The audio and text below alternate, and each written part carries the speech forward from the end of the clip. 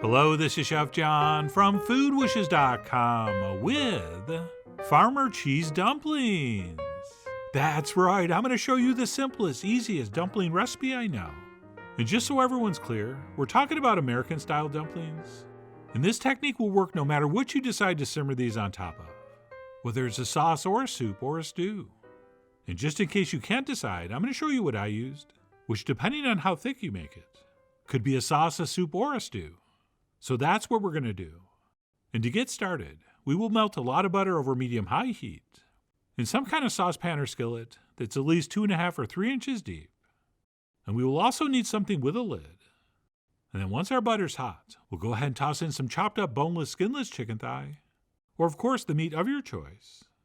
And we will cook that stirring for a few minutes, or until we get a little bit of browning on that meat. All right, we don't need a lot, but we do want some. And not only is this going to help us achieve a gorgeous color, but just imagine the flavor going into that butter. Come on, I said imagine it. That's better. And then once we're happy with how that's looking, we'll go ahead and toss in a diced onion, and we will cook that stirring for a few minutes, or until the onions soften and start to turn translucent, which is going to take a few minutes. And while that's happening, we can go ahead and season this up a little bit with some kosher salt, or the salt of your choice, some freshly ground black pepper, and of course a little bit of cayenne. And we'll stir that in, and we'll wait for sauteing onions to do what sauteing onions do, which as I mentioned is get soft and translucent. And once that's happened, we can go ahead and toss in our flour, and we will stir that in and continue cooking for another 2 minutes or so to form, yes, a roux, R-O-U-X.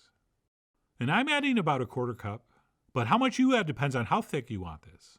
Okay, if you wanted this thicker, you could add twice that much, or split the difference. Totally up to you. I mean, you guys are after all the kings of what's simmering underneath your dumplings.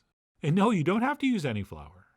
But no matter how much you use, once that roux is cooked for a few minutes, we can go ahead and transfer in our chicken broth, or stock, preferably homemade, but that's not a deal breaker. And we don't judge in front of you. And we'll go ahead and stir that in. And because my chicken broth was cold and the roux was hot, there will be no lumps. And that is just science. I mean, you can try to get lumps and you won't be able to. So we will stir that in and wait for this to come up to a simmer. And while we're waiting, if we're going to use it, we can toss in our carrots and celery and or any other vegetables you're in the mood for. But anyway, what's going to happen is this is going to start to simmer. And once it does, we're going to lower our heat down to medium-low, or whatever will maintain a nice steady simmer. And then because I remembered I had it, I'm also going to toss in some freshly picked thyme leaves, which are never not good with any kind of stewed chicken thing. And then all we need to do is simmer this on medium-low for about 45 minutes, or until this mixture reduces down a little bit and thickens up nicely. And if everything goes according to plan, it should look something like this. And as far as what to call this, we could go with sauce or gravy or soup or stew, depending on how thick we make it. Which again depends on how much flour you put in, and or how far you reduce this down. But since these dumplings are starch bombs, I don't really want this too thick. So for me this is perfect. And what we'll do at this point is reduce our heat down to low, while we mix up this extremely fast and easy farmer cheese dumpling batter, which is going to start with some farmer cheese, which is basically a very flavorful, very tangy, sort of dry cottage cheese. And hopefully you can find it, but if you can't, use any soft cheese you want. Or you can actually use milk with some grated sharp cheese, like a cheddar. And we will give you some different options in the written recipe. And then to this, I'm going to add a little bit of finely minced rosemary, which I love the flavor of in these.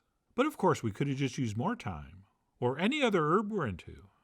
I'm also going to add some freshly ground black pepper, a big old pinch of salt. Then we'll go ahead and drop in 1 large whole egg. And we'll take our spoon and give this a mix until everything's nice and smooth before we add our last ingredient, some self-rising flour. And as you know, whenever we're making dumplings and biscuits and things like that, I love to use the self-rising flour since it has the baking powder and salt milled right in and it's super fine. But as always on the written recipe, we'll explain how to make your own with all-purpose flour, and it only takes 2 seconds. And then we'll take our spoon and mix this until we form what you could call a very stiff batter or a very loose dough. And then once that's mixed, we will grab a second tablespoon, and then we'll use both of those to transfer in one big heaping tablespoon on top of our simmering chicken mixture. But not quite yet, because once we head back to the stove, what we want to do is raise our heat to medium to bring our mixture back to a nice steady simmer. And I also at this point like to stir in some green onions, which I love, but if you don't. And that's it. Once our mixture is simmering, like I said, we'll transfer in a big heaping tablespoon. And out of one batch of this stuff, you're going to get 6 dumplings. And by the way, you're supposed to be using the second spoon to push the batter off the first spoon. But I'm always afraid of blocking the camera, so I was just trying to do it with one spoon, which is probably going to make them look a little rough around the edges. But you know what? It doesn't matter. And I'm really not even sure why I'm trying to fix these up. Because as you'll see, as these cook, they really puff up and expand, and they pretty much look exactly the same no matter how neat they are when you make them. So please try to relax. Okay, a dumpling can smell fear. And that's it. Once we've completed the dumplification, we will perform the old cayenne and cover. So I'm going to go ahead and shake a little bit of cayenne over the top for color and flavor, and most importantly, good luck. And then we will cover this, and we'll reduce our heat to medium-low, and we will let those dumplings simmer and steam for exactly 15 minutes without any peeking or stirring. And as those cook, they're going to get bigger and bigger, and eventually, hopefully, look something like this. And no, I didn't turn my heat up. It only looks like it because those dumplings got bigger, and there's less space for that liquid to kind of bubble up between them. So it does look a little more severe. But anyway, that's it. After 15 minutes, we will remove the lid. And fair warning, as soon as you do, they're going to start to deflate, which is fine and totally normal. Speaking of which, as usual, we should probably give this a taste, to check the seasonings. And if you have to adjust, especially for salt, go ahead. But mine was tasting just about right, so I went ahead and pulled this off the stove, and I finished up with a few sliced green onions, at which point I took way too many pictures, because I just don't enjoy hot, freshly made food. But after that, while these were still sort of warm, I went ahead and plated up, and I finished up with a few more green onions. And as far as portion size goes, this recipe could make 6 small portions, or 3 medium portions, or 2 giant Chef John-sized portions. But I'm going to try to be good and just have one. And after taking even more pictures, I grabbed a spoon and dug in. And that, my friends, I think is the epitome of simple, fast, easy comfort food. Right, just that chicken mixture is worth the price of admission, which is some kind of hybrid between a sauce and a stew and a soup. So just that part warms your soul. But when you eat it with these very simple, primitive dumplings, it is almost impossible to feel anxious. Warm and cozy, of course, but anxious? No. And no, these are not those big, puffy, airy, bready dumplings, which are fine. But this style of cheese dumpling is definitely denser and moister, but at the same time still very light and tender. Okay, this is still sort of like a bread dumpling, but we're getting a little bit of a pasta-like feel. Right, maybe sort of like a very light, perfectly made gnocchi. Right, not quite that dense, but vaguely reminiscent.